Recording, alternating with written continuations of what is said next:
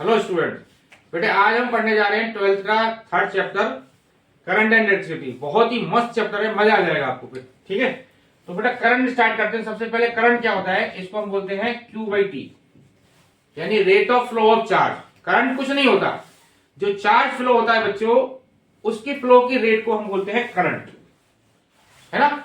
जैसे हवा फ्लो हुई, है ना, पानी फ्लो हुआ, तो पानी फ्लो को क्या बोलते हैं, वाटर फ्लो, समझिए ना, वाटर फ्लो बोलते हैं। विंड फ्लो, है ना, टेम्परेचर हीट फ्लो, तो सारी चीजें फ्लो होती हैं। इसी तरह से चार्ज के फ्लो को हम क्या बोलते हैं बच्चों, करंट।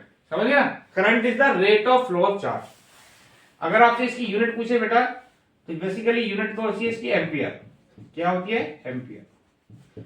लेकिन अगर मैं इसको डिफाइन करूं कि 1 एम्पियर करंट क्या होगी, अगर मैं यहां पर 1 कूलम बाई 1 सेकंड लिख देता हूं, तो आई कितना आ जाएगा बेटा मेरे पास, 1 एम्पियर। यानी अगर 1 कूलम चार्ज 1 सेकंड में फ्लो हो जाए, तो उस करंट को हम क्या उसको बोलेंगे बेटा 1 एम्पियर करंट। 1 कूलम चार्ज अगर 1 सेकंड में फ्लो हो जाए। और आपको पता है बेटा कूलम क्या होता है, नंबर ऑफ इलेक्ट्रॉन्स। तो 1 कूलम में कितने इलेक्ट्रॉन्स होते हैं, आपने पढ़ा होगा इलेक्ट्रोस्टैट में, Q इक्वल टू एन लिखते हैं ना, 1 equal to n into 1.6 into 10 की पावर माइनस 19। तो एन कितना आया, 6.25 इंटू 10 की पावर 18, 6.25 इंटू 10 की पावर 18 इलेक्ट्रॉन पर सेकेंड। यानी अगर किसी भी कंडक्टर में इतने इलेक्ट्रॉन फ्लो हो जाए 1 सेकंड में, तो जो करंट बनेगी उसकी वैल्यू क्या होगी बच्चों, 1 एम्पियर। क्लियर है। बहुत ही मस्त वीडियो है बेटा, लास्ट तक देखना, सारे कंसेप्ट कवर करे हुए हैं और बहुत ही शॉर्ट वीडियो है, सारे कंसेप्ट कवर करें। इसके अलावा आपको कोई वीडियो देखने की जरूरत नहीं पड़ेगी। तो बेटा जो करंट है, current current current current current लगा यानी धारा, है ना, धारा। तो बेसिकली धारा जो है बेटा ये स्केलर क्वांटिटी है। कैसी क्वांटिटी है, स्केलर, स्केलर क्वांटिटी है। मतलब क्या हुआ, जैसे यहां से करंट आ रही है अपनी 1 एम्पियर, यहां से आ रही 2 एम्पियर, और इधर गई 3 एम्पियर। इधर से 1, इधर से 2, इधर से 3 हो गई, है ना, इन दोनों का सम हो गया ये। तो यहां पर यानी ये करंट क्या है, स्केलर क्वांटिटी। मतलब यहां पर जैसे 60 डिग्री है, इसका कोई रोल नहीं है, ये वेक्टर एडिशन को फॉलो नहीं करती। जनरली हम लोग वेक्टर निकालते हैं तो कैसे निकालते हैं बताओ, vector sum, A square plus B square plus 2ab cos theta, है ना। लेकिन यहाँ तो 1 और 2 है, तो ऐसे तो रूल लगाया नहीं, हमने सीधा ऐड कर दिया। तो करंट इज स्केलर क्वांटिटी। क्यों है क्वांटिटी स्केलर, ये क्योंकि ये वेक्टर एडिशन को फॉलो नहीं करती। समझ गए ना बेटा। तो करंट जो है, हमारे पास दो तरह की करंट होती है बेटा, एक होती है एवरेज करंट और एक होती है, ठीक है बेटा, एक होती है एवरेज करंट। एवरेज करंट, इसको हम क्या बोलते हैं, delta Q by delta T. और दूसरी करंट होती है बेटा इंस्टेंटेनियस करंट, इंस्टेंटेनियस करंट, इसको क्या बोलते हैं बेटा dQ बाई dt। ठीक है जी। क्या फर्क है दोनों में, 12th में पढ़ा हुआ, सॉरी 11th में पढ़ा हुआ बेटा काइनेमेटिक्स में। जैसे हमारे पास कोई कंडक्टर है बच्चों, ये कंडक्टर, अब यहां से चार्ज फ्लो होना स्टार्ट हुआ। मान लेते हैं अपने घड़ी लगाई 0 से, जब घड़ी स्टार्ट की तो टाइम था 0 सेकंड, और 5 सेकंड तक हमने चार्ज को फ्लो कराया। तो किसी पर्टिकुलर सेकंड में जो चार्ज फ्लो हुआ इससे, उसको हम बोलते हैं इंस्टेंटेनियस करंट। यानी किसी पर्टिकुलर इंस्टेंट पे जो करंट फ्लो होगी उसका नाम है इंस्टेंटेनियस, राइट। और अगर टोटल टाइम में अगर पूछा जाए कि भाई 5 सेकंड में टोटल कितना चार्ज फ्लो हुआ, तो वो क्या होगा, एवरेज करंट। समझ में आई बात। मतलब मैंने घड़ी स्टार्ट की 0 से 5 सेकंड तक, तो 0 सेकंड से 5 सेकंड तक का देखा, 5वें सेकंड में जो करंट होगी वो होगी इंस्टेंटेनियस करंट, और 5 सेकंड्स में होगी वो होगी एवरेज करंट। ठीक है, जैसे एग्जांपल ले लेते हैं बच्चों। देखो जी, हमारे पास है बेटा Q equal to t cube plus 3t square plus 2t plus 1। अब हमें निकालना है बेटा t equal to 5 second and क्या निकालना है, हमारे को दो करंट निकालनी है, instantaneous current at t equal to 5 second, पहली चीज। दूसरी बेटा एवरेज करंट, है ना, in t equal to 5 second. तो इंस्टेंटेनियस करंट कैसे निकालेंगे बेटा, इसका फॉर्मूला है हमारे पास dq बाई dt। ठीक है, इसको डिफरेंशिएट कर दो बेटा, 3t square plus 6t plus 2, ये आ गया 3t square plus 6t plus 2, 3 into T का 5 स्क्वायर प्लस 6 इंटू 2, 25 की 75 प्लस 30 प्लस 2। ठीक है बच्चों, तो 25 और 30 कितना हो गया, 105 और 2 107 एम्पियर करंट आ गया हमारे पास। यानी 5 सेकंड में जो करंट आई वो ये होगी, 5वें सेकंड में। Instantaneous current equal to t equal to 5 second, मतलब 5वें सेकंड में जो करंट फ्लो होगी वही होगी। अब अपने को निकालना है बेटा एवरेज करंट। एवरेज करंट का फॉर्मूला क्या है, delta Q by delta T, मतलब Q2 minus Q1 by T2 minus T1, ये मतलब। ठीक है, Q2 माइनस Q1। तो हम पहले बेटा t इक्वल टू 0 पे टाइम निकालेंगे, चार्ज कितना होगा, और t इक्वल टू 5 पे निकालेंगे। Q1 का मतलब जब स्टार्ट हुआ, तो स्टार्ट का मतलब t इक्वल टू 0 टाइम था उस टाइम पर, तो t इक्वल टू 0 टाइम पर जो चार्ज हुआ Q1, ये डालो उसके अंदर, तो ये तो 0 हो गया बेटा, 1 हो गया यहाँ पे, है ना। t इक्वल टू 5 यहाँ पे डालेंगे बच्चों, तो कितना आएगा, Q2, 5 का Q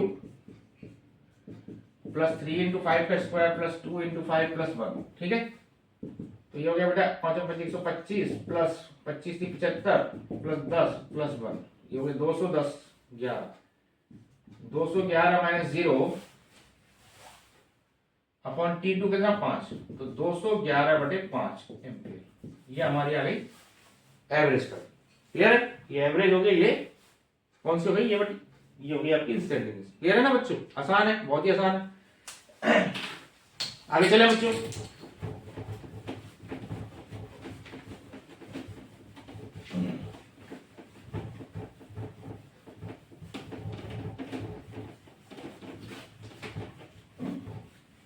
चलो बेटा अब हम आगे चलते हैं, अब हम लेते हैं ड्रिफ्ट वेलोसिटी। ड्रिफ्ट वेलोसिटी ये क्या होती है, देखो अभी आपने देखा करंट क्या होता है बेटा, rate of flow of charge.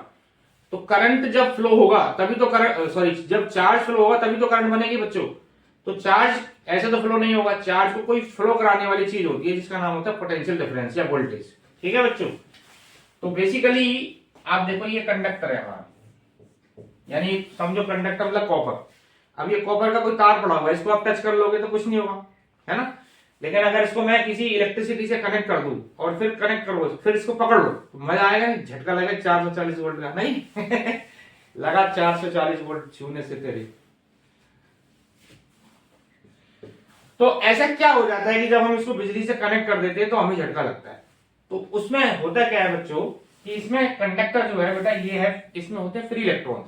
देखो ये फ्री इलेक्ट्रॉन्स है, ऐसे सब चल रहे हैं, है ना। तो एक इलेक्ट्रॉन चल तो रहा है, मतलब अगर आपने इसको बिजली से यानी किसी पोटेंशियल डिफरेंस से कनेक्ट नहीं करा हुआ, फिर भी इसके अंदर इलेक्ट्रॉन का मोशन है बच्चों, लेकिन वो रैंडम मोशन में, मतलब इधर गया फाइनली घूम घाम के वहीं घूम रहा है। जैसे समझो यहाँ गया, फिर यहाँ गया, फिर यहाँ गया, फिर यहाँ यहीं पर आ गया वापसी, यानी इलेक्ट्रॉन का डिस्प्लेसमेंट नहीं हुआ। लेकिन अगर मैं इसको किसी बैटरी से कनेक्ट कर दूं यहाँ पर, ठीक है, ये बैटरी लगा दी मैंने यहाँ पर, ये 20 वोल्ट की बैटरी लगा दी समझो, तो अब क्या होगा, ये बैटरी क्या करेगी, ये जो बैटरी है ये इलेक्ट्रॉन को खींचेगी अपनी तरफ, ये इलेक्ट्रॉन इधर चलेंगे, ये इलेक्ट्रॉन इधर आए, ये इलेक्ट्रॉन खींचा, ठीक है, यानी नेगेटिव टर्मिनल इलेक्ट्रॉन को रिपेल करेगा, ये खींचेगा। तो अब इलेक्ट्रॉन क्या होगा बताओ, इलेक्ट्रॉन जो है चलेगा आगे, बैटरी धक्का मार रही है चल, लेकिन जो वायर का रेजिस्टेंस है, यानी जो तार है ना, इसकी जो एटम्स होते हैं, वायर के जो एटम होते हैं, इलेक्ट्रॉन को अपोज करते हैं, इसकी मोशन को अपोज करते हैं। तो इलेक्ट्रॉन चला, जैसे यहां से इलेक्ट्रॉन चला, लेकिन यहां पे फिर क्या हो गया, वायर का रेजिस्टेंस उसने इसको रोक दिया, और ये इलेक्ट्रॉन की वेलोसिटी 0, फिर चला फिर 0।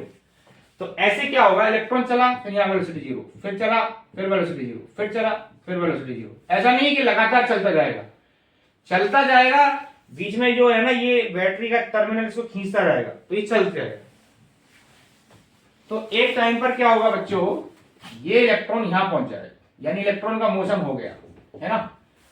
तो अब जो इलेक्ट्रॉन्स ने वेलोसिटी एक्वायर करी एवरेज, उसी का नाम है ड्रिफ्ट वेलोसिटी। तो हम इसको ऐसे बोलते हैं average velocity acquired by the electrons. ये एवरेज वेलोसिटी जो इलेक्ट्रॉन ने एक्वायर करी एवरेज, उसी का नाम है ड्रिफ्ट वेलोसिटी। ड्रिफ्ट वेलोसिटी का फॉर्मूला है बेटा v1 plus B2 plus B3, है ना, डिवाइडेड बाई n। ठीक है, अब B1 को लिख सकते हैं U1 plus AT1, U2 plus AT2। ठीक है बेटा, ऐसे लिख सकते हैं, डिवाइडेड बाई n। भाई यहाँ पर सारे इलेक्ट्रॉन की वेलोसिटी अलग अलग है, सारे इलेक्ट्रॉन की वेलोसिटी अलग अलग है, B1 B2, इन सबका एवरेज कर दिया अपन ने, तो जो एवरेज वेलोसिटी आएगी उसका नाम है ड्रिफ्ट वेलोसिटी। तो बेटा यहाँ पर हमारा आ गया U1 plus U2 divided by n plus A T1 plus T2 divided by n। ठीक है ना, ये वाली चीज। अब इसको हम बोलते हैं U average. Initially average velocity zero थी, क्योंकि इनिशियली जो डिस्प्लेसमेंट था इलेक्ट्रॉन का वो जीरो था, चला ही नहीं इलेक्ट्रॉन, तो ये वाली वेलोसिटी होगी हमारे पास जीरो। और ये हो गया बेटा A, इसको हम बोलते हैं टाउ। ठीक है, टाउ। टाउ क्या है अभी बताता हूं मैं आपको। अब A कितना आएगा बताओ, A कितना आएगा बच्चों, A आएगा हमारे पास EE by m into tau. भाई फोर्स का फॉर्मूला क्या होता है बेटा, ma। इलेक्ट्रॉन में कितना फोर्स लग रहा है हमारे पास, EE। फोर्स का फॉर्मूला होता है ना QE। अगर हम किसी चार्ज को इलेक्ट्रिक फील्ड में रख देते हैं तो उस पर कितना फोर्स लगता है, QE। तो ये हो गया EE, समझे। तो EE इक्वल टू बेटा ma। तो A आ गया बेटा EE बटा m, है ना, EE बटा m। ये मैग्नीट्यूड की बात कर रहा हूं मैं। ठीक है, EE बटा m। तो ये आ गई बेटा हमारे पास drift velocity, EE by m into tau. E क्या है बेटा यहाँ पर, चार्ज ऑफ इलेक्ट्रॉन। E का मतलब electric field, mass of electron है। टाउ का मतलब है, इसको बोलते हैं रिलैक्सेशन टाइम। ये क्या बला है, ये क्या नई चीज आ गई। देखो अभी मैंने आपको बताया कि इलेक्ट्रॉन लगातार चलता जा रहा है, लेकिन उसकी कोलिजन हो रही है वायर के एटम से। वायर का एटम इसको रोक रहा है और बैटरी कह रही है चला गई। इलेक्ट्रॉन बेचारा पिस गया बीच में, क्योंकि वायर अपोज कर रहा है और बैटरी धक्का मार रही, तो इलेक्ट्रॉन क्या हो गया, पिस गया, है ना। तो दो कोलिजन के बीच का जो सक्सेसिव टाइम है वो हमें टाउ, यानी इलेक्ट्रॉन की पहली कोलिजन हुई एटम से, फिर दूसरी कोलिजन हुई, इसके बीच में जो टाइम लगा उसको, उसका नाम क्या है, रिलैक्सेशन टाइम, टाउ। ठीक है ना। तो बेटा ये हमारा फॉर्मूला आ गया EE by m into tau. इसको मैं थोड़ा ऐसे भी लिख सकता हूं, क्योंकि यहाँ भी V है हमारा पोटेंशियल डिफरेंस, L ये है, तो आपने पढ़ा होगा E इक्वल टू होता है बेटा dV बटा dr, इलेक्ट्रिक फील्ड, है ना। तो इसको हम V अपॉन L लिख सकते हैं। इसके अक्रॉस पोटेंशियल डिफरेंस V है और यहाँ पर लंबाई है या ये जो लेंथ है वो L है, तो इसको हम ऐसे भी लिख सकते हैं EE by m into tau, EV upon ml into tau. ये हमारा ड्रिफ्ट वेलोसिटी आ गई। V का मतलब है बेटा यहाँ पर पोटेंशियल डिफरेंस, क्लियर है। तो ये वाला फॉर्मूला आ गया हमारे पास ड्रिफ्ट वेलोसिटी का। ड्रिफ्ट वेलोसिटी बेसिकली इलेक्ट्रॉन्स की जो एवरेज वेलोसिटी है, हालांकि हर इलेक्ट्रॉन की वेलोसिटी अलग अलग है ना, लेकिन हम उन सबका एवरेज ले लेते हैं, तो ये हमारे पास आ जाती है ड्रिफ्ट वेलोसिटी। जब हम क्वेश्चन करेंगे तो जो इलेक्ट्रॉन की वेलोसिटी हम लेंगे वो हम लेंगे VD, यानी हम सबकी वेलोसिटी को, सारे इलेक्ट्रॉन की वेलोसिटी को क्या मान लेंगे बेटा, सेम मान लेंगे, और उसका नाम क्या देंगे, ड्रिफ्ट वेलोसिटी। ठीक है जी।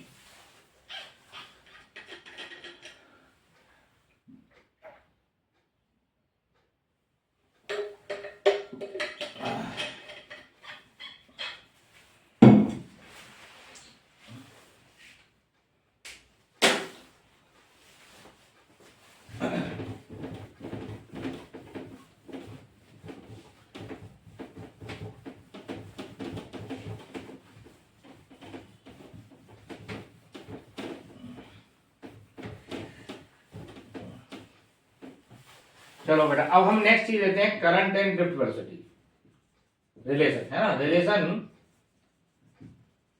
Between current and drift velocity. Current और ड्रिफ्ट वेलोसिटी का रिलेशन निकाल लेते हैं बेटा। तो अभी आपने देखा यहां पर, अगर हमने इसको 20 वोल्ट की बैटरी से जोड़ दिया बच्चों, यहां पर ये L लंबाई, ठीक है जी। तो आप मुझे बताओ, हमने चार्ज पढ़ा था यहाँ पर Q equal to NE। N जो इसके अंदर हम देखते हैं, जो कंडक्टर होता है बेटा, इसमें फ्री इलेक्ट्रॉन्स की संख्या बहुत ज्यादा होती है ना, बहुत ज्यादा होती है। तो हम एक नई टर्म हमने इसमें इजाद करी कि भाई हम नंबर ऑफ इलेक्ट्रॉन्स नहीं बताकर एक दूसरी चीज बताएंगे जिसका नाम है number of electrons per unit volume. जैसे इसमें स्मॉल n जो होता है, इसका मतलब है number of electrons per unit volume. क्या है बेटा, number of electrons per unit volume. ठीक है। अब मान लेते हैं इलेक्ट्रॉन चला यहां से, तो अगर मैं पूछूं कि टोटल चार्ज यहां कितना आया, total charge, total charge flow कितना आया बच्चों, तो आपका आंसर क्या आएगा बताओ, Ne। ये तो चार्ज हो गया पर यूनिट वॉल्यूम का, क्योंकि number of electrons per unit volume है, तो यानी यानी ये चार्ज है हमारा नंबर ऑफ ये टोटल, ये क्या है, चार्ज पर यूनिट वॉल्यूम। अगर मुझे टोटल चार्ज निकालना है, टोटल चार्ज, तो क्या लिखना पड़ेगा, चार्ज इनटू वॉल्यूम।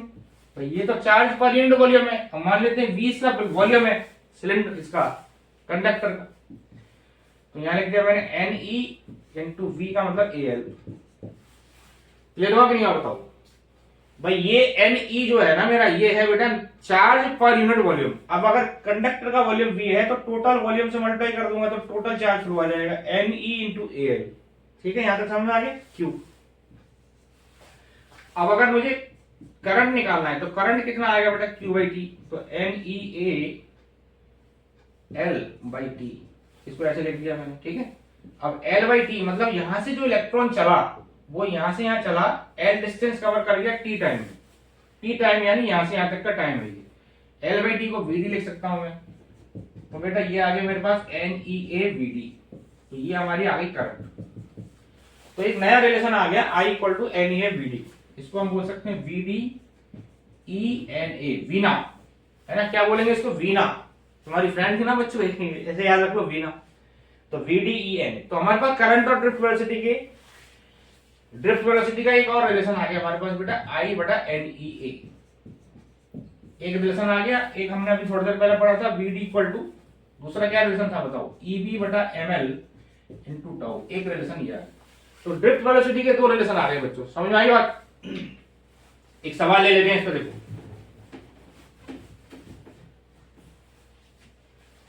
देखो ये फॉर्मूला कब लगाना है आपको बच्चों, जब जो कंडक्टर्स हैं सीरीज में कनेक्टेड होंगे, और ये कब लगाना है, जब कंडक्टर्स पैरेलल में कनेक्टेड होंगे, क्योंकि आपको पता है पैरेलल में पोटेंशियल सेम होता है, सीरीज में क्या सेम होता है, करंट सेम होती है। ठीक है जी,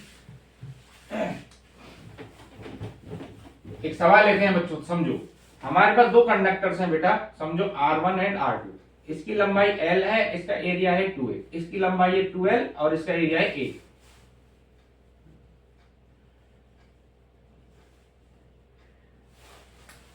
ठीक है, पहले इनको हमने सीरीज में कनेक्ट कर दिया, मतलब दो कंडक्टर से इसका रेजिस्टेंस समझो R1 है, इसकी लंबाई L, एरिया 2A, लंबाई 2L, एरिया A। इनको पहले हमने सीरीज में कनेक्ट किया, पहले सीरीज में कनेक्ट किया है, सीरीज में कनेक्ट कर दिया और दोनों में करंट फ्लो करा दी। तो हम हमसे पूछ रहा है कि बताओ भाई दोनों में ड्रिफ्ट वेलोसिटी का रेशियो क्या आएगा। तो अब आप मुझे बताओ, इसमें ड्रिफ्ट वेलोसिटी के दो रिलेशन है मेरे पास, अगर मैंने सीरीज में कनेक्ट किया तो मैं क्या, कौन सा फॉर्मूला लगाऊंगा इसमें बताओ। सीरीज में क्या चीज सेम रहती है बच्चों, करंट, तो करंट वाला फॉर्मूला लगाना है बेटा आपको, I/NEA। तो यहां लिखो VD, ठीक है, VD, जैसे यहां पर मान लेते हैं VD1 है इसकी वेलोसिटी, यहां पर VD2 है, तो VD1/VD2 क्या लिखना पड़ेगा बेटा, I/NE, इसका एरिया है 2A पहले वाले को, अपॉन I/NE इंटू A, इसका एरिया 2A कट गया। ठीक है, तो ये आ गया बेटा 1/2, ये रिलेशन आ गया। ठीक है, सीरीज में कनेक्ट किया। अब हमने इनको पैरेलल में कनेक्ट कर दिया, तो पैरेलल में अगर कनेक्ट करेंगे बच्चों, तो पैरेलल में अगर हम कनेक्ट करेंगे तो क्या चीज सेम रहेगी, पोटेंशियल डिफरेंस सेम रहेगा। तो अब हमें ये वाला फॉर्मूला लगाना है, EV/ml। तो पहले के लिए लगाएंगे बेटा EV/m, इसकी लंबाई कितनी, L into tau, upon EV/m into 12 into tau. ठीक है जी, तो इसका भी आंसर, इसका क्या आ गया, 2 आंसर आ गया। ठीक है, ये ऊपर चला गया, क्लियर हो गया। तो इस तरह से सवाल आएंगे। ठीक है, चलो अब हम अगली बात करते हैं बेटा, क्योंकि आपको वन शॉट वीडियो बनानी है, थोड़ा जल्दी जल्दी करना पड़ेगा बेटा। तो अब आप देखो, अब हम बात करते हैं मोबिलिटी क्या होती है। मोबिलिटी क्या होती है बेटा, इसको बोलते हैं ability to movement. Movement, electron move क्यों हुआ, क्योंकि आपने इलेक्ट्रिक फील्ड लगाया है ना, तो इलेक्ट्रिक फील्ड लगाने की वजह से इलेक्ट्रॉन के अंदर मूवमेंट आया, तो हम इसको इस तरह बोलते हैं VD/E, drift velocity per unit electric field.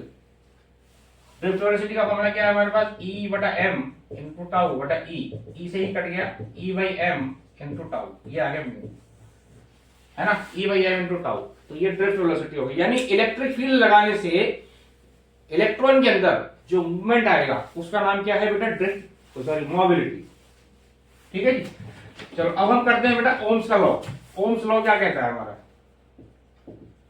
Ohm's law ने क्या किया, ओम ने, आप टेंथ में पढ़ाई होगा, छोटा सा है, यहाँ पर एक कंडक्टर लिया, यहाँ पर एक बैटरी लगा दिया, एमीटर लगाया, ये एमीटर। ठीक है बच्चों। अब उसने क्या करा, इस वोल्ट मीटर की वैल्यू को V को बढ़ाता गया, V बढ़ाया तो करंट की वैल्यू बढ़ती गई, इसमें करंट हम देखते जा रहे हैं। V लगाया, पहले करंट आई समझो I, जब उसने 2V लगाया तो यहाँ गई 2I, यहाँ 3V लगाया तो यहाँ 3I। ठीक है। तो इन रीडिंग्स को देख के उसने एक लॉ बना दिया कि भैया जो करंट फ्लो हो रही है ये डायरेक्टली प्रोपोर्शनल है V के लिए। किसके लिए वैलिड है बेटा? ये कंडक्टर के लिए। यानी अगर हम कंडक्टर पर V वोल्ट का पोटेंशियल लगाते हैं तो उसमें I करंट फ्लो होती है, 2V लगाते हैं तो 2I करंट फ्लो होती है, 3V लगाते हैं तो 3I करंट फ्लो होती है, यानी कि I proportional to V। I और V का ये ग्राफ ने बना दिया। ठीक है जी, I और V। कई मौकों में B और I भी दे रखा है तो ऐसे भी बना सकते हैं, एक ही बात है। ठीक है, B और I।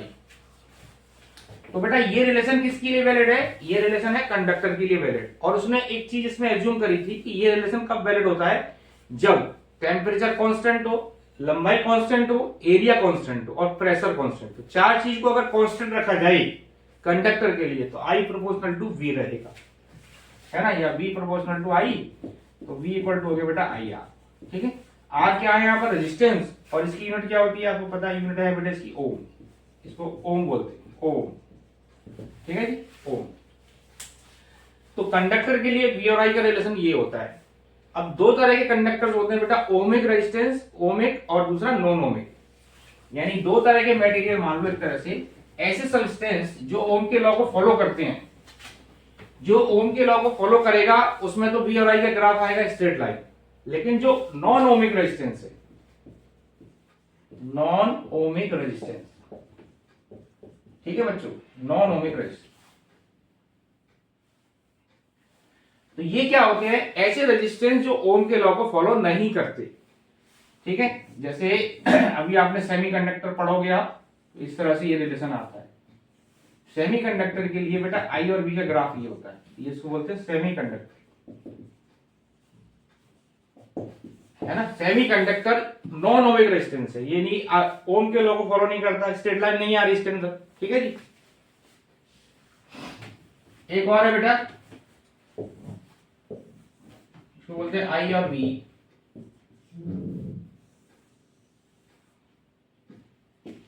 इसका नाम है गैलियम आर्सेनाइड, है ना। गैलियम आर्सेनाइड भी एक ऐसा सब्सटेंस है जो कि ओम के लॉ को फॉलो नहीं करता, और इसमें एक पर्टिकुलर रेंज में जो रेजिस्टेंस आती है वो नेगेटिव आती है। अगर आपसे पूछा जाए 12th बोर्ड में कि भाई रेजिस्टेंस नेगेटिव कहां होती है, ऐसा एग्जांपल दो जहां रेजिस्टेंस नेगेटिव होगी, तो ये वाली एग्जांपल है AB। तो देखो बेटा A से B रीजन में अगर आपको रेजिस्टेंस निकालनी है तो फॉर्मूला क्या है, delta V by delta I। तो यहाँ A से B में अगर आप देखोगे तो करंट की वैल्यू घट रही है, फाइनल करंट कम है, इनिशियल करंट ज्यादा है, तो ये वाली टर्म नेगेटिव हो जाएगी, ये पॉजिटिव हो जाएगी, तो रेजिस्टेंस क्या आ जाएगा, नेगेटिव। तो ऐसा सब्सटेंस कौन सा है जहां पर नेगेटिव रेजिस्टेंस है, तो आपका आंसर क्या आएगा, गैलियम आर्सेनाइड। समझ गए ना बच्चों?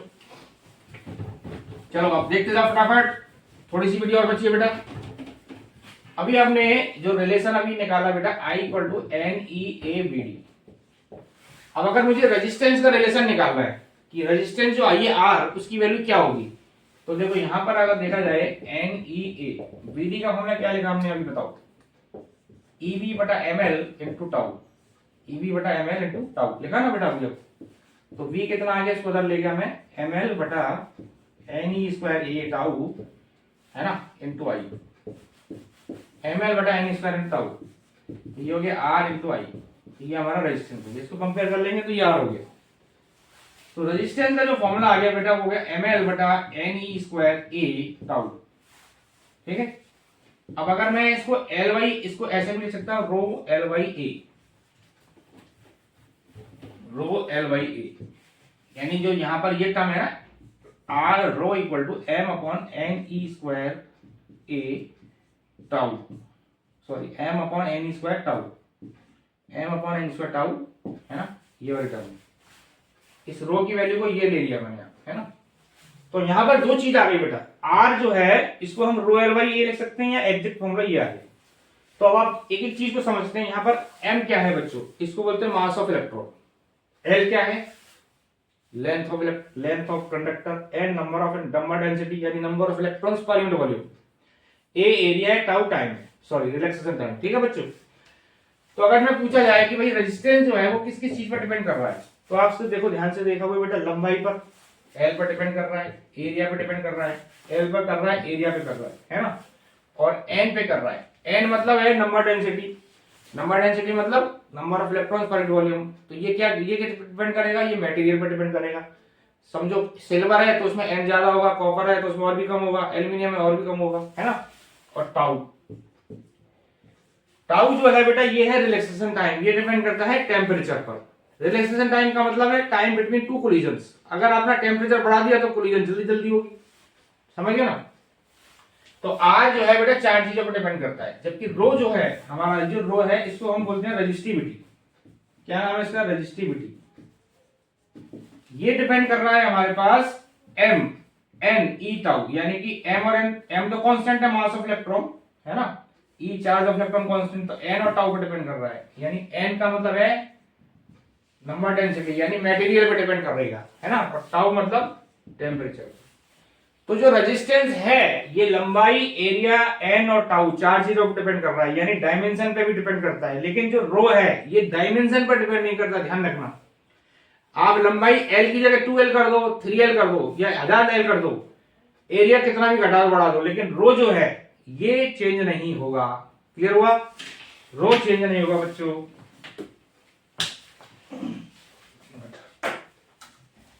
पानी भी देना बेटा, एक सेकेंड।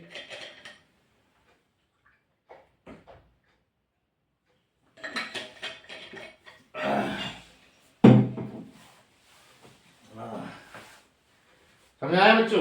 चलो आगे चलते हैं अपन। तो जो रेजिस्टेंस है वो लंबाई पर, एरिया पर, एन पर और ए पे डिपेंड करेगा, यानी रेजिस्टेंस जो है डायमेंशन पे भी डिपेंड करेगा। क्लियर है बच्चों। अब हम देखते हैं effect of temperature on resistance and resistivity. अभी आपने देखा बेटा जो आर है और रो है ये दोनों टेम्परेचर पे डिपेंड कर रहे हैं, यानी टाउ जो है कोलिजन टाइम, दोनों पे कोलिजन टाइम जो है वो टाइम टेम्परेचर पे डिपेंड करता है। तो ये दोनों भी टेम्परेचर पे डिपेंड करेंगे। तो फॉर कंडक्टर्स के लिए, कंडक्टर के लिए अभी आपने फॉर्मूला क्या देखा बेटा, ml upon N E square A tau, है ना। और रो क्या देखा, यानी अगर आप टेम्परेचर बढ़ाओगे तो टाइम ऑफ कोलिजन कम हो जाएगा, रेजिस्टेंस बढ़ जाएगा। ठीक है ना। तो बेटा ये जो मान लेते हैं हमने टेम्परेचर बढ़ाया, समझो टेम्परेचर बढ़ाया, तो रेजिस्टेंस जो होगा change in resistance delta R, ये किस किस चीज पर डिपेंड करता है, डेल्टा थीटा पर, चेंज इन टेम्परेचर और इनिशियल रेजिस्टेंस पर। हमने इनिशियली कोई भी रेजिस्टेंस था उसकी वैल्यू थी इनिशियली, है ना, सब उसको वैल्यू ले ली आर आई।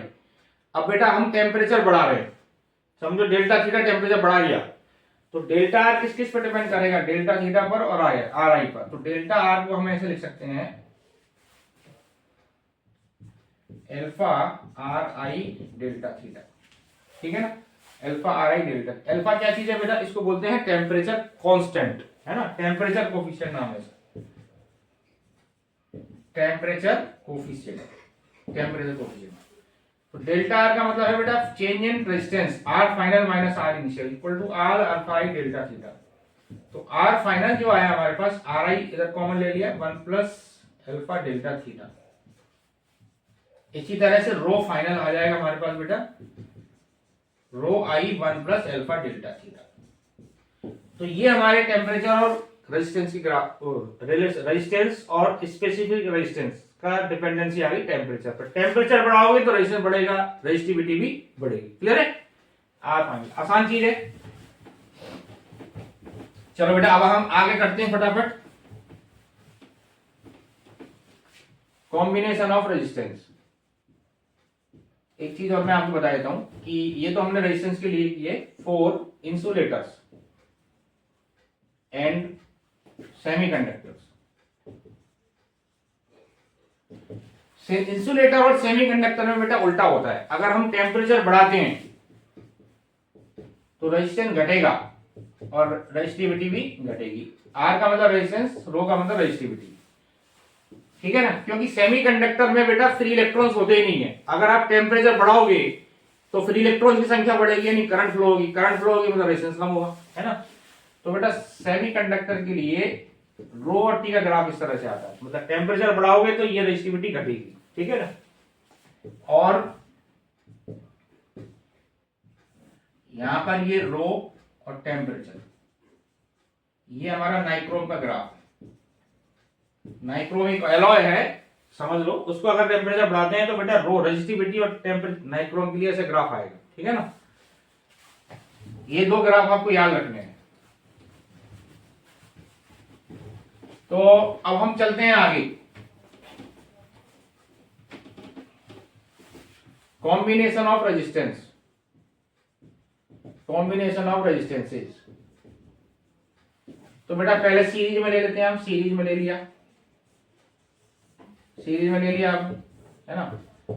सीरीज में क्या चीज सेम रहती है बेटा, आपको पता है, ये करंट सेम रहती है। यहाँ V वोल्ट की बैटरी लगाई, यहाँ से आई चला कर, ठीक है। तो यहाँ R1 है, ये R2 है, ये R3 है। तो यहाँ समझो पोटेंशियल ड्रॉप V1, यहाँ V2, यहाँ V3। तो बेटा R जो V होगा इसको हम लिखेंगे V1 plus V2 plus V3, ठीक है। V अब सबको हटा के मैंने एक रेजिस्टेंस लगा दिया, एक रेजिस्टेंस। तो I R dash equal to यहां लिखा जाएगा I R one plus I R two plus I R three. I से कट गया, R dash equal to R one plus R two plus R three, है ना। ये हमारा रेजिस्टेंस है, नेट रेजिस्टेंस, ठीक है, बिल्कुल आसान चीज है। और बेटा पैरेलल में क्या आएगा, पैरेलल में कहानी आपने पढ़ी है 10th क्लास में, कुछ नया नहीं है, बस जल्दी जल्दी देख लो। R1 R2 R3, ठीक है बेटा, ये हमने बैटरी से लगा दिया। अब यहां से जो करंट चली आई, ये I1 हो गई, ये I2 हो गई, ये I3 हो गई, I1 plus I2 plus I3, ठीक है। अब बेटा बैटरी का जो वोल्टेज होगा यहाँ पर हर चीज सेम रहेगा यहाँ पर, क्योंकि ईच रेजिस्टेंस डायरेक्टली कनेक्टेड है बैटरी से। तो जितना वोल्टेज यहाँ आएगा उतना यहाँ आएगा, उतना यहाँ आएगा, उतना यहाँ आएगा, ठीक है ना। तो बेटा V by R dash equal to V by R1 plus V by R2 plus V by R3, ठीक है। R डैश का मतलब सबको हटा के एक लगा दिया, तो 1 by R dash equal to हो गया बेटा 1 by R1 plus 1 by R2, ठीक है। ये आ गया, ये आपने पढ़ाई हुआ है। तो अब हम चलते हैं बेटा सेल के बारे में। देखो सेल क्या होती है, सेल का मतलब ईएमएफ एंड एक चीज होती है टर्मिनल वोल्टेज, टर्मिनल वोल्टेज, ठीक है बेटा। ईएमएफ एंड टर्मिनल वोल्टेज, ये क्या बोला है, ईएमएफ एंड टर्मिनल वोल्टेज क्या है। तो देखो बेटा जब हमने साइंस का डेवलपमेंट किया, स्टार्ट हुआ था, तो हमने देखा कि भैया किसी भी चीज को चलाने के लिए फोर्स की नीड होती है। तो जब हमने इलेक्ट्रॉन को फ्लो कराया तो पुराने जमाने में कह दिया भैया इलेक्ट्रॉन क्यों चला, क्योंकि भैया फोर्स लगा होगा। तो यहां पर इसका फुल फॉर्म बेसिकली ये है इलेक्ट्रोमोटिव फोर्स। इलेक्ट्रोमोटिव फोर्स का मतलब बेटा ऐसा फोर्स जो कि इलेक्ट्रॉन को मोशन दे, उसको बोलते हैं इलेक्ट्रोमोटिव फोर्स, ठीक है ना। लेकिन बाद में इसका नाम, बाद में जब हमने देखा कि भैया फोर्स नहीं चलाता इलेक्ट्रॉन को, चलाता है पोटेंशियल डिफरेंस। जैसे अगर आप देखो बेटा पानी को कौन चलाता है, पानी नीचे से ऊपर जा रहा है, तो पानी क्यों फ्लो होता है, ड्यू टू प्रेशर डिफरेंस, समझ गए ना। हीट फ्लो क्यों होती है बेटा, ड्यू टू टेम्परेचर डिफरेंस। इसी तरह से चार्ज बोल दो या इलेक्ट्रॉन बोल दो कि भैया जो चार्ज फ्लो होता है ये फ्लो होता है ड्यू टू पोटेंशियल डिफरेंस। तो इसका बाद में नाम क्या हमने रख दिया, पोटेंशियल डिफरेंस। तो फर्क क्या है दोनों में, देखो potential difference and terminal voltage में क्या फर्क है। देखो जैसे हमारा बेटा एक रेजिस्टेंस है, एक चीज साथ में यहाँ पर इंटरनल रेजिस्टेंस भी ले लेता हूं आपको, ठीक है। इंटरनल रेजिस्टेंस समझो, ये आपने बेटा एक सेल है हमारे पास, है ना। यहाँ पर सॉल्यूशन भरा हुआ है, क्या भरा हुआ है, सॉल्यूशन। और यहाँ पे ये रेजिस्टेंस ये बाहर वाला है और ये अंदर इस तरह से, ये दो इलेक्ट्रोड्स हैं ना, इसको इस तरह से लगाते हैं बेटा, है ना। तो बला क्या है इसके अंदर कि जैसे इलेक्ट्रॉन यहां से यहां फ्लो होगा। इलेक्ट्रॉन जो फ्लो होता है, इलेक्ट्रॉन का जो बेसिकली बैटरी जो है ना, बैटरी बेसिकली इलेक्ट्रॉन को फ्लो नहीं कराती है। बेसिकली बैटरी जो है इलेक्ट्रॉन को चलाती है। मतलब बैटरी के अंदर इलेक्ट्रॉन नहीं होते, इलेक्ट्रॉन तो कंडक्टर में ही होते हैं। खाली बैटरी क्या करती है, इलेक्ट्रॉन को घुमाती है इधर से इधर। यानी battery is the source of energy, है ना, not source of the charge. ध्यान रखना, बैटरी चार्ज का सोर्स नहीं है। तो बैटरी का काम क्या है, यहां से इलेक्ट्रॉन को इधर भेजना, इधर से इधर भेजना, इधर से इधर भेजना। ठीक है बच्चों। तो अब होता क्या है, जब इलेक्ट्रॉन यहां से यहां चला गया, फिर यहां से यहां जब आएगा इलेक्ट्रॉन, तो जो सेल का सॉल्यूशन है इस इलेक्ट्रॉन को अपोज करता है। सेल के अंदर जो सॉल्यूशन भरा हुआ है, इलेक्ट्रोलाइट सॉल्यूशन, वो इलेक्ट्रॉन के फ्लो को अपोज करता है। तो जो रेजिस्टेंस हुआ सॉल्यूशन ने जो रेजिस्टेंस प्रोवाइड किया, उसी का नाम क्या है बेटा, इंटरनल रेजिस्टेंस को बोलते हैं आर। क्या बोलते हैं, आर। यानी जब सॉल्यूशन ने इलेक्ट्रॉन के फ्लो में जो अपोज किया, तो वो अंदर ही था, सॉल्यूशन तो अंदर ही था, इसलिए इसका नाम है इंटरनल रेजिस्टेंस। अब जब इलेक्ट्रॉन यहां से यहां जा रहा है, तो ये तार भी इसको अपोज कर रहा है, तो तार का जो प्रतिरोध है, यानी वायर का जो रेजिस्टेंस है, उसका नाम है एक्सटर्नल रेजिस्टेंस। यानी दो रेजिस्टेंस हो गए, एक एक्सटर्नल एक इंटरनल। तो बेटा जो बैटरी के अंदर वाला रेजिस्टेंस है, उसका नाम है इंटरनल रेजिस्टेंस। तो फर्क मैं बता रहा था आपको, ईएमएफ और टर्मिनल वोल्टेज में क्या फर्क है। तो देखो बेटा, अब मान लेते हैं जैसे यहां से हमारे पास ये ए है, ये बी है, ठीक है। अब यहां से समझो, यहां से करंट फ्लो हो रही है, यानी चार्ज फ्लो हो रहा है। तो चार्ज को फ्लो होने के लिए तो पूरा सर्किट चाहिए, तो सर्किट तो है नहीं पूरा, है ना, तो इलेक्ट्रॉन फ्लो ही नहीं होगा। तो अब एबी के अक्रॉस जो पोटेंशियल डिफरेंस आएगा, दैट इज ई। ई का मतलब है मैक्सिमम पोटेंशियल डिफरेंस, है ना, ई। अब मान लेते हैं कि अब हमने सर्किट को क्लोज कर दिया, यहां पर सर्किट को क्लोज कर दिया। अब जैसे ही हम सर्किट को क्लोज करेंगे, तो इलेक्ट्रॉन चलेगा। अब इलेक्ट्रॉन जब यहां से यहां पहुंचेगा, तो यहां पर उसको बैटरी को एक्स्ट्रा वर्क करना पड़ जाएगा, यानी कि कुछ एक्स्ट्रा वर्क उसके अंदर चल जाएगा।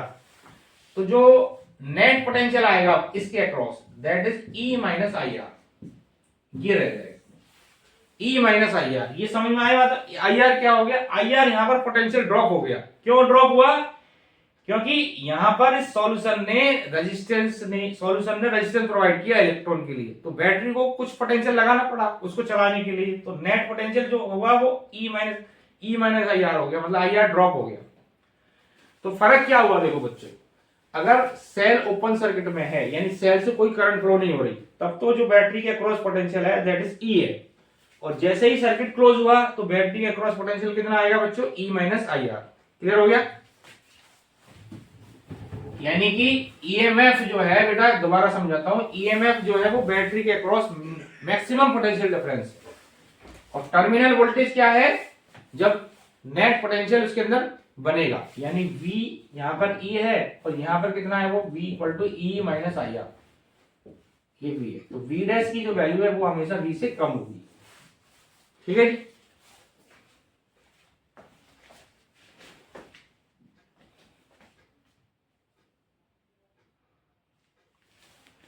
V डैश मतलब E की जो वैल्यू है बेटा, वो V से कम होगी। ठीक है जी।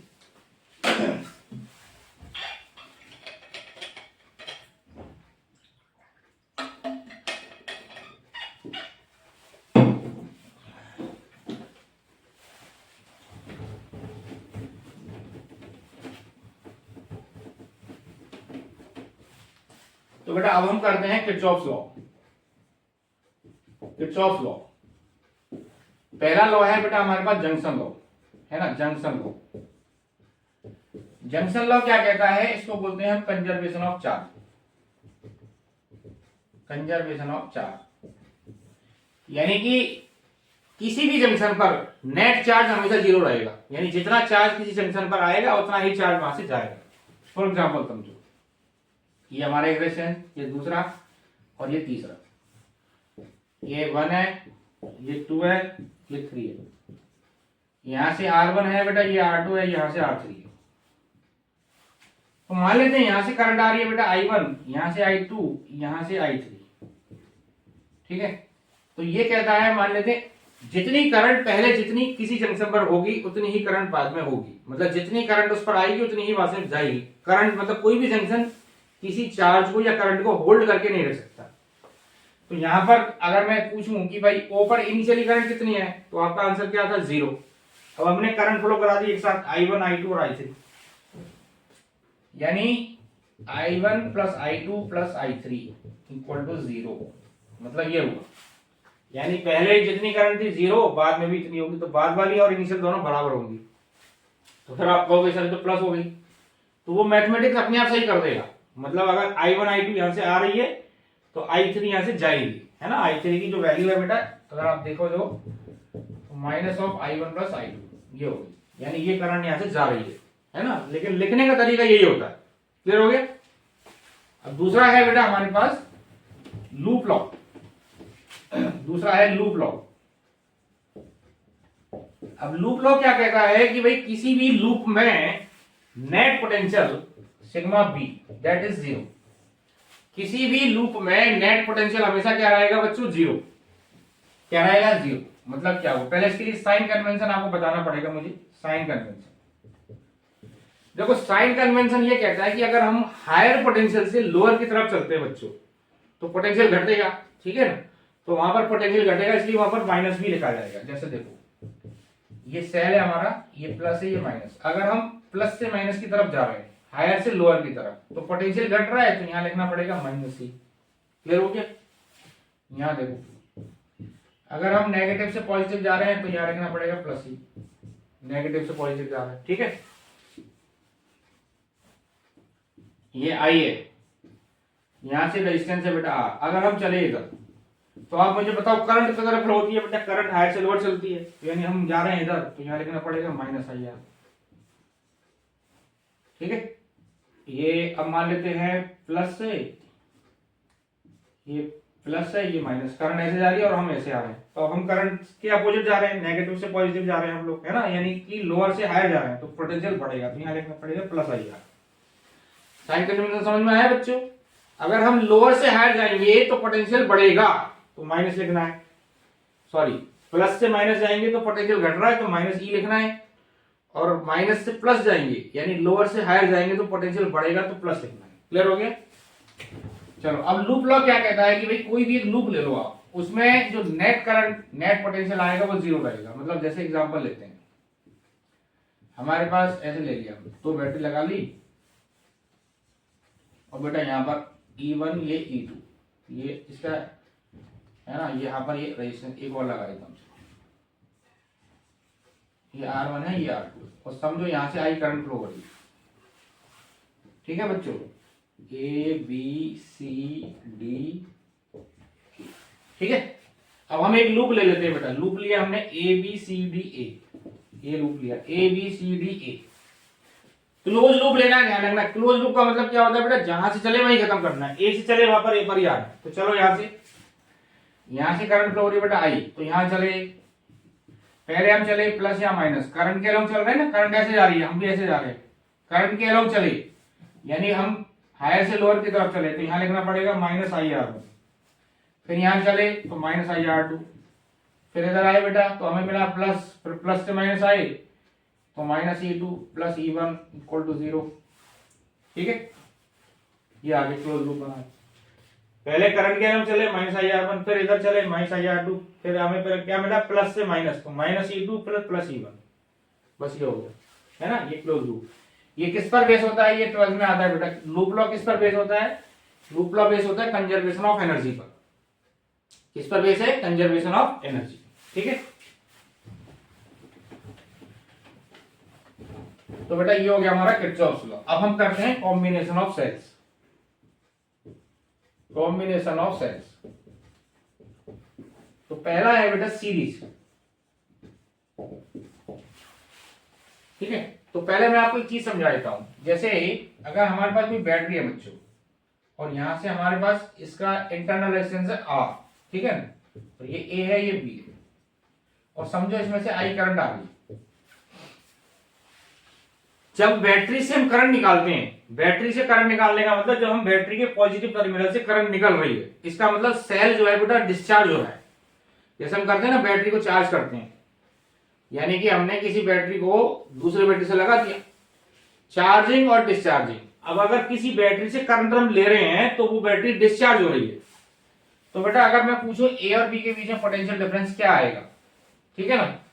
तो बेटा किरचॉफ लॉ के हिसाब से हम देखेंगे तो तरीका क्या है लिखने का, देखो पहले लिखो वी ए, यहां से चलना स्टार्ट किया वी ए, फिर हम चले प्लस से माइनस, तो यहां लिखना पड़ेगा माइनस, ठीक है। और करंट जो है बेटा इधर से आ रही है, तो ये जो आर है एक तरह से रेजिस्टेंस है सर, इसका इंटरनल रेजिस्टेंस, उसको भी आर की तरह ही ट्रीट करा जाएगा। तो करंट ऐसे आ रही है यूं, तो minus I R equal to, जहां खत्म करेंगे हम, सॉरी हम इधर जा रहे थे, हमने चलना स्टार्ट किया ए से बी पर, तो पहले जहां से चलना स्टार्ट किया पहले वो लिखेंगे बी ए, फिर यहाँ प्लस से माइनस गए तो माइनस ई, फिर plus I R equal to B B, तो B A minus B B आया बेटा हमारे पास ई माइनस आई आर।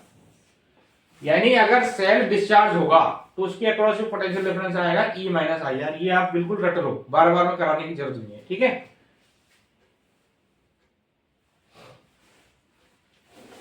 तो अब हम क्या चाहते हैं कि हमने एक से ज्यादा सेल्स लगा दिए, एक लगा दिया फिर एक और लगा दिया, E1 और E2, है ना। इसका रेजिस्टेंस है बेटा R1, ये R2 है, ये पॉइंट है समझो A, ये है B और ये है C। अब मैं चाहता हूं इन दोनों को हटा के एक सेल लगाओ इक्विवेलेंट, तो उस सेल का इक्विवेलेंट EMF कितना आएगा ये मैं निकालना चाहता हूं। तो मैंने क्या करा बेटा, इसको हटा के ऐसे लगा दिया E इक्विवेलेंट और ये R इक्विवेलेंट, है ना, ये है AC। तो कैसे ड्राइव करेंगे बेटा, देखो ये डेरिवेशन आ सकता है, पहले अपन A और B के बीच में लिखेंगे BA माइनस BB, समझो इधर से आई करंट आ रही है बच्चों, इसको बोलते हैं सीरीज कॉम्बिनेशन बेटा। सीरीज का मतलब ये प्लस ये माइनस, ये प्लस ये माइनस, यानी एक का माइनस दूसरे के प्लस से कनेक्ट हो तो उसको सीरीज कॉम्बिनेशन बोलते हैं। तो पहले हमने लिखा BA माइनस BB, फॉर्मूला अभी देखो ड्राइव करा हुआ है अपन ने, डिस्चार्ज हो रहा है सेल क्योंकि इसके पॉजिटिव टर्मिनल से करंट निकल रही है, तो E माइनस आई R1 लिखा, ठीक है। इसी तरह BB माइनस BC लिखा बच्चों, तो क्या लिखना पड़ेगा E2 माइनस आई R2, ठीक है, BB माइनस BC, ये हमारा 1 हो गया, अब ये 2 हो गया। अब मैं इन दोनों को अगर ऐड कर दूं, इनको ऐड कर देता हूं, ऐड 1 एंड 2,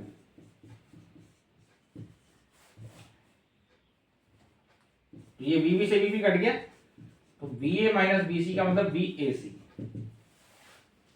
ठीक है। इसको LHS को ऐड किया, इसी तरह RHS को ऐड कर दो, तो E1 plus E2 minus I into R1 plus R2, ठीक है, ये आ गया।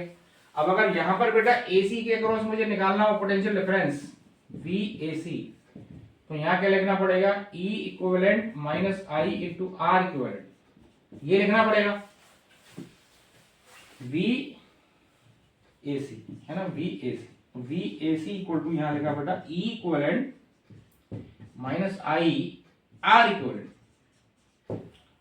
तो आप देखो बेटा यहां से कंपेयर करो कि E इक्विवेलेंट की वैल्यू कितनी आ रही है हमारे पास, E1 प्लस E2, तो E इक्विवेलेंट आ रहा है हमारे पास E1 प्लस E2, कितना आ रहा है E1 प्लस E2। तो अगर सेल्स को सीरीज में कनेक्ट कर दें तो इक्विवेलेंट EMF आएगा बेटा E1 प्लस E2, और R इक्विवेलेंट निकालना है तो इसको इससे कंपेयर कर लो R1 प्लस R2, ठीक है। ये हो गया सीरीज में इक्विवेलेंट EMF और इक्विवेलेंट रेजिस्टेंस।